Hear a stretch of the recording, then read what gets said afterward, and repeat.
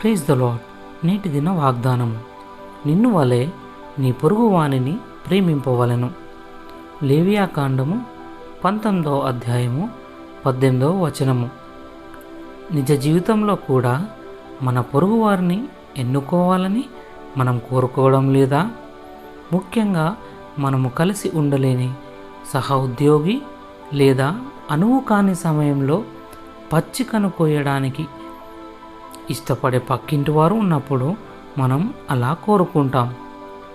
అయితే చాలా తరచుగా మన కష్టతరమైన పొరుగువారితో కలిసి జీవించడం నేర్చుకోవాలి.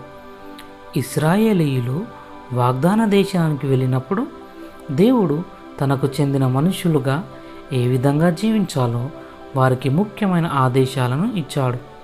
వారు నిన్ను వలె నీ పొరుగువారిని ప్రేమించు. మన పొరుగువారి నుండి ప్రయోజనాన్ని ఆశించకుండడం మరియు వారి మీద మనకు ఏదైనా ఆయాసకరమైనది ఉంటే నేరుగా మనుషులను హెచ్చరించడం వంటివి ఉంటాయి. ప్రతి ఒక్కరిని ప్రేమించడం కష్టమైనప్పటికీ యేసు మనలో మన ద్వారా పనిచేస్తున్నప్పుడు ఇతరులతో ప్రేమపూర్వకంగా వ్యవహరించడం సాధ్యమవుతుంది. దేవుడు తన ప్రజలుగా గుర్తింపు కలిగి మనం జీవించడానికి ప్రయత్నిస్తున్నప్పుడు తగిన జ్ఞానాన్ని, సామర్థ్యాన్ని అనుగ్రహిస్తాడు.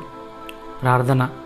తండ్రి, నా చుట్టూ ఉన్న వారి పట్ల, నాకు కష్టమైన వారి పట్ల కూడా నీ ప్రేమను ప్రతిబింబించేలా నాకు సహాయం చేయండి. యేసయ్య నామంలో ప్రార్థిస్తున్నాం తండ్రి. ఆమెన్.